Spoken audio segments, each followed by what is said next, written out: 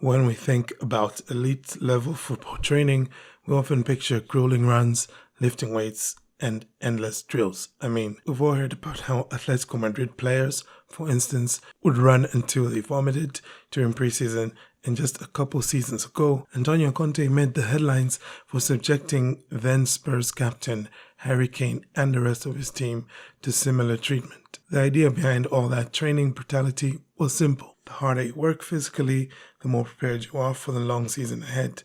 Just don't ask what Spurs achieved by running until they puked. Let's just say that the trophy cabinet remained unchanged. So they probably could have done with a little bit of Paco Seirul-lo in their lives, because Paco, as he was fondly known, thought all these methods were somewhat a waste of both time and energy. Now, for those of you who are not in the know, you might be sitting there and thinking, so what exactly? Why should we care what this Paco guy says? My response to that would be that Paco Seirul-lo is not just any other guy. He is in fact the mastermind behind FC Barcelona and Pep Guardiola's revolutionary approaches to training. His methods are such that game intelligence, creativity, and the individual player are put at the heart of everything. And today, we're going to be getting into his groundbreaking philosophy that reshaped not just Barca, but the way a lot of modern athletes go about with their training. Before I go any further though, I'll take a brief moment to thank Miku City 312, who suggested this video in the comment section of a previous upload looking at the Let Horst vein and his seemingly forgotten place in Barca's illustrious history. I've linked it in the description for those who might be interested. Otherwise, thank you once again, Miku City, and to everybody else, I hope that you enjoy this one.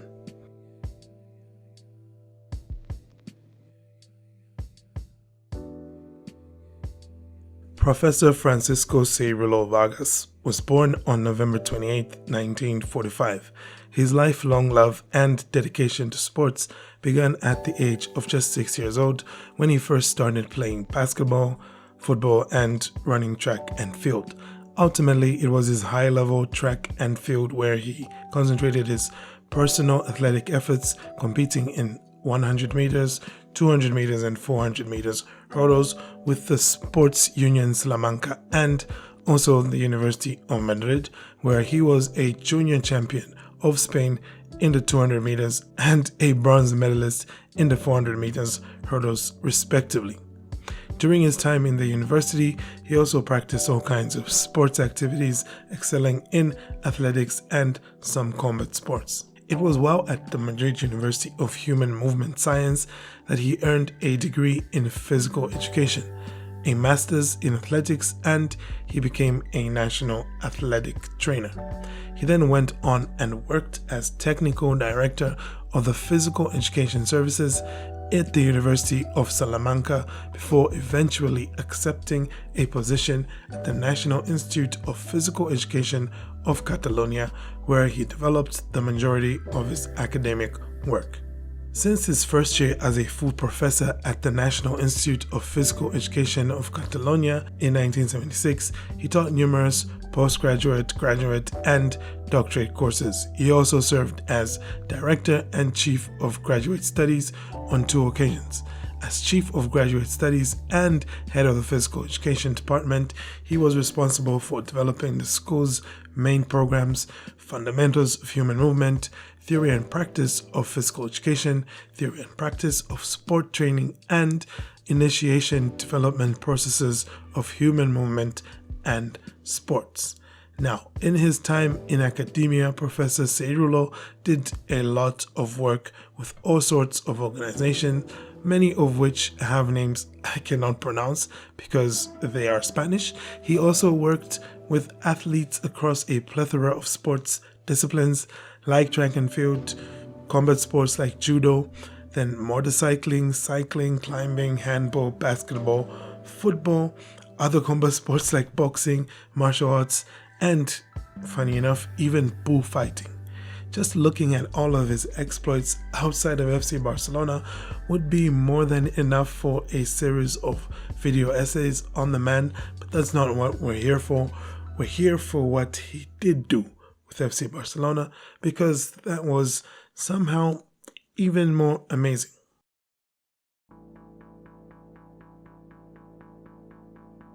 The 1980s were an interesting point in the history of FC Barcelona. It was a time that saw a whole host of unlikely names roll in and out of the Camp Nou. Some really big names here, like Terry Venables, Steve Archibald, Gary Lineker, and I don't know, just a certain Dutch guy named Johan Cruyff.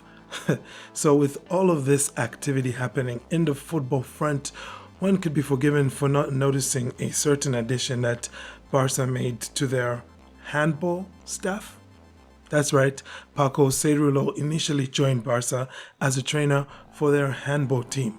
Well, more accurately, he began to collaborate with FC Barcelona, initially starting as a coach of the club's athletic teams in 1978, but from about 1982 onwards, he was appointed as the physical trainer of the handball team with the legendary Valero Rivera as their coach. I should probably point out at this juncture that working with so-called legendary coaches seems to have been a repeating theme throughout Seirul-lo's life working for Barca, leading to a somewhat GOAT-like status from Professor Paco, as well as the high praises of Twitter or X users such as Jamie Hamilton, who believes that Paco Seirul-lo, as he refers to him, is arguably the most influential coaching theorist of modern times.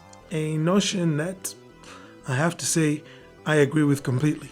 But anyway, back to the matter at hand. Once appointed as trainer of Barca's handball team, Professor Paco, alongside Valero Rivera, built the entire training structure that over time enabled the FC Barcelona handball team to obtain the best international results ever obtained in this sport. Literally became the best club ever. Now, doesn't that sound familiar? Barca's handball team won 8 national leagues, 7 Copa del Rey championships, 2 European Cups, 2 European Super Cups, and 5 Spanish Super Cups with his guidance, and these great achievements, all happening within a span of about 10 years, got him the attention of a certain Johan Cruyff, who was himself now in the process of awakening a sleeping giant, to put it that way. Cruyff was a fan of Seirul-lo's adjuvant training, a system he had designed by drawing on his beginnings in track and field, to which he then integrated knowledge of things like medicine, movement rehabilitation, movement education, and sports training in order to prevent injuries to athletes. A perfect example of this adjuvant training is highlighted by the pioneering interdisciplinary collaboration between the medical staff and technical group of FC Barcelona's handball team that was key in their tremendous record that we've spoken about earlier for, not just winning on the pitch, but also for prevention and recovery of injuries for over a decade. So, what exactly did Seirul-lo do, and how much of a game changer was this adjuvant training of his?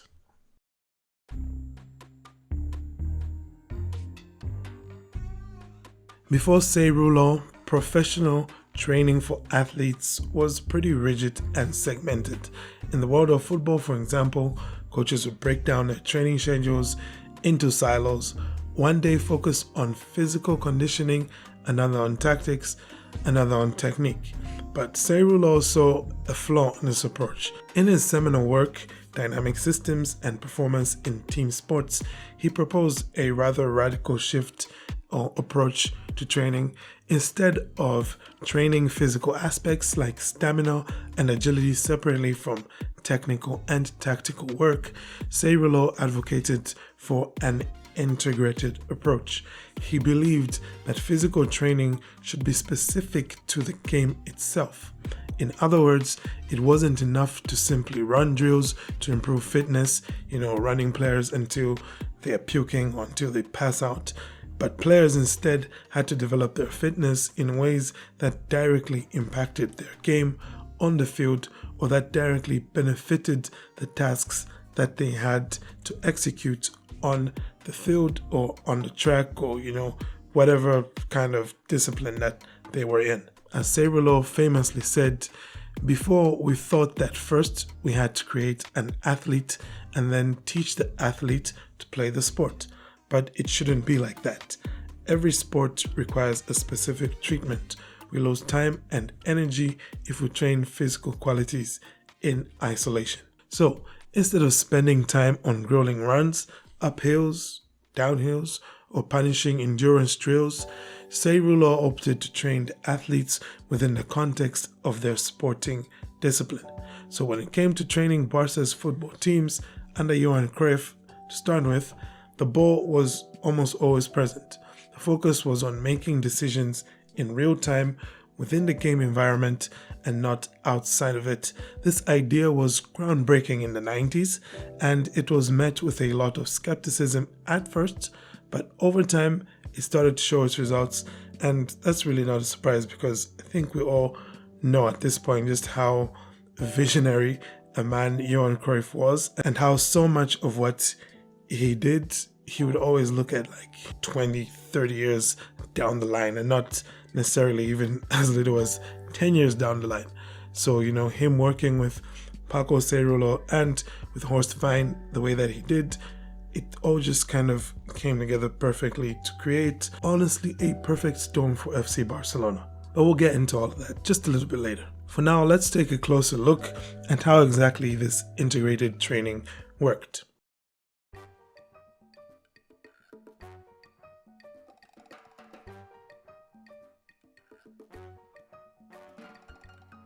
So I'll break it down like this. In traditional football training, coaches often separate the week into specific blocks. A session for technique, a session for tactics, and a session for physical work like strength, stress endurance, or other kinds of conditioning.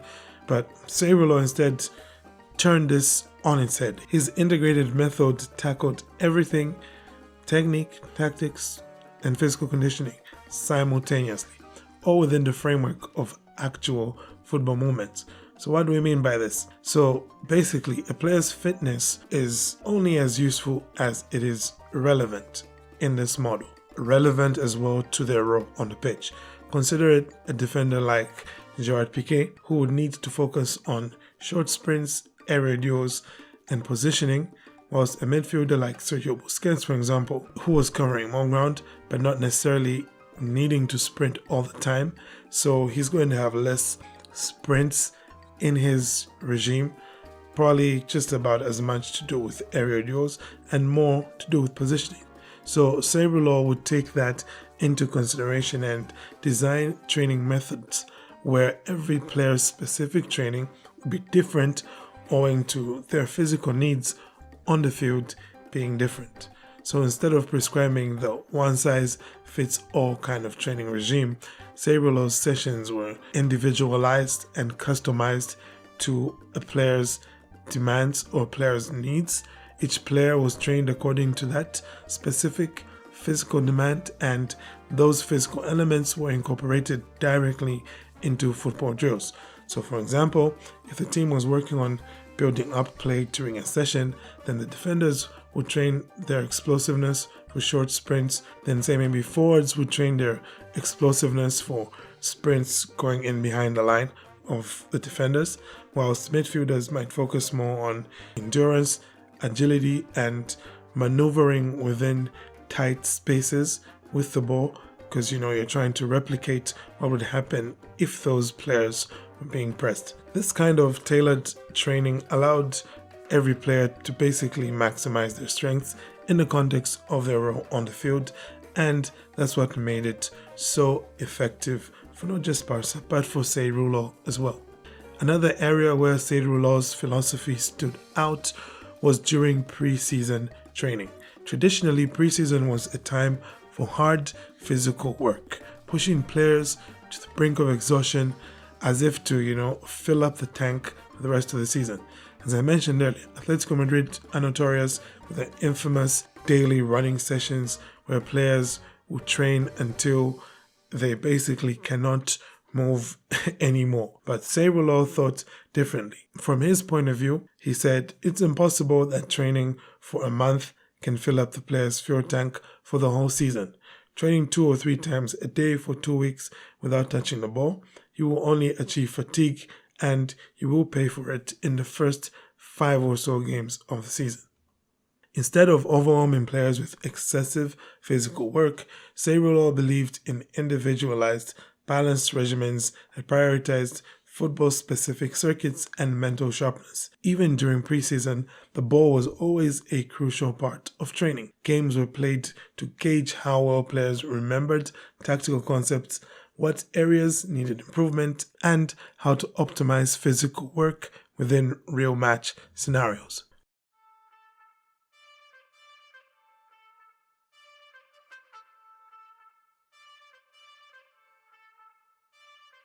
What truly set Seirul-lo's philosophy apart was his focus on game intelligence. Physical fitness was important, but it was only a tool to serve a greater purpose, making better decisions on the field. Seirul-lo, influenced by Johan Cruyff, believed that game intelligence was the key to success. And once again, just to see those parallels as well between Seirul-lo's ideology, Cruyff's ideology, and Horst Wehn's ideology, because remember, Horst Wehn also had this obsession with players being able to make those decisions on the pitch. Game intelligence, very much a big deal for him as well. In Seirul-lo's system, each session was designed to improve the player's understanding of space and the ability to create superiorities or advantages that would make a team more likely to win a match. These superiorities came in several forms. Numerical superiorities, whereby you'd have more players in key areas of the field. Positional superiorities, whereby the team has better positioning relative to the opposition. Qualitative superiorities, whereby the team is taking advantage of individual skill mismatches happening in those individual duels within the game. Social affective superiorities, which basically looks at developing strong chemistry between players. By training players in realistic game settings, they weren't just working on fitness, they were learning how to think through problems as they arrived on the pitch. And this was where Seirul-lo's methodology shined. Instead of just running for the sake of running, players would learn where to run, when to run, and why they should run in specific situations. Seirul-lo's training, though, didn't just stop at game intelligence. Like we had said, his adjuvant training took into account many different aspects of the human being. He also developed a highly detailed system for structuring training cycles, whereby he broke them into what we will call microcycles, smaller units of time, each with a specific focus. Each microcycle had 4 distinct phases. First was the recovery phase, a low-intensity recovery after matches, with a focus on mental and physical recuperation. Then the stimulatory phase, which was moderate intensity, high volume sessions that prepared the body for the next match. Then we had optimization phase, where it was high intensity, low volume sessions focused on perfecting tactical concepts. And the activation phase, which was light sessions the day before a match just to maintain the muscle tone. These microcycles were adaptable depending on the stage of the season. Preseason would feature more transformative microcycles aiming to build form and introduce new tactical concepts. During the season, microcycles were tailored to maintain form, with a focus on small-sided games and realistic practice matches. At the core of Seirul-lo's philosophy is the belief that each player is unique. He referred to his athletes as human sportspersons, or HSPs, and understood that every individual has different physical, cognitive, and emotional needs. For Seirul-lo, training was about far more than just football. It was about developing the whole player. So in every training session, Seirul-lo accounted for 6 key structures. So yeah, you can see just how almost everything was like completely segmented and broken down. Like, this man was definitely meticulous. So anyway, those 6 key structures are as follows. The first one was conditioning, developing stamina, strength, and speed in specific volumes. The second one was coordination, ensuring players moved efficiently regardless of their environment. The third was cognitive stimulation, sharpening decision-making and tactical understanding. The fourth was social affective structure, building team chemistry and relationships on and off the pitch. The fifth was emotional volitional structure, addressing motivation, effort, and emotional well-being. And the sixth was creativity, encouraging players to think outside the box and solve problems independently.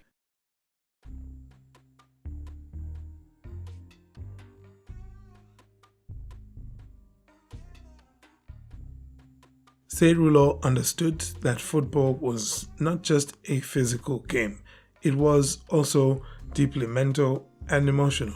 Each player had to be nurtured individually to maximize their potential within the team structure. Today, Seirul-lo's integrated training method has left a lasting legacy, not just at Barcelona, but throughout the football world. His holistic approach revolutionized how teams think about training by valuing creativity, intelligence, and individual growth just as much as physical preparation. And in doing so, Seirul-lo has reshaped the future of the game, one player at a time. So the next time that you might be sitting there and wondering why teams go about with their training structures in the way that they do these days, and the next time somebody looks at you when you're talking about Paco Seirul-lo and they're like, who exactly is that guy? Well, now, dear listener, you have been fully equipped to put them in their place and tell them about the man, the myth, and the legend that is Paco Seirul-lo. And hopefully, as a Barca fan or a neutral, you'll have a lot more of an appreciation of what he has done for the game, and in particular, how he has helped shape modern football as we know it today. In fact, not just modern football, like I had pointed out earlier as well, he's worked with so many athletes in so many other disciplines. So he's just generally helped shape the way that athletes train, period. And I think that's pretty awesome, the fact that he's part of Barcelona's illustrious history. So that's basically that here. I thank you. If you've tuned in for this long, maybe you should just hit like, because, it did take quite a bit of effort to make this one. It took me quite a bit of time to do the research and, just to put everything together. But nonetheless, I thank you for your support. Have a great day, and Forza Barca.